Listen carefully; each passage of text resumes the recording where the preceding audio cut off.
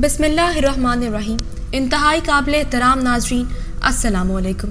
नाजरीन करामी, भारत में बुतों को सरेआम तोड़ना शुरू कर दिया गया है। कोरोना वायरस ने भारतीयों को हकीकी खुदा की पहचान करवा दी। भारतीय अवाम ने कोरोना से तंग आकर घर पड़े बुतों को गिराना शुरू कर दिया है।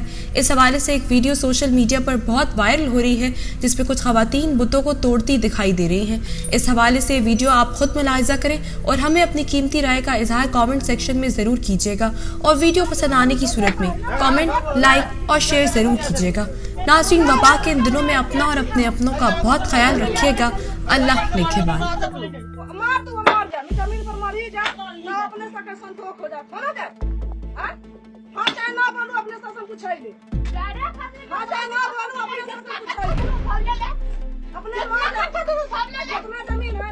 अपने सब गोटा ले लो, बस ये बात ना सब ले ले बाकी मैं हमरा मार हम ही जमीन पर मोरे लगा मार दो, ठीक है हमरा मार दो, मारे ना सारी जमीन अपने तो कहे भी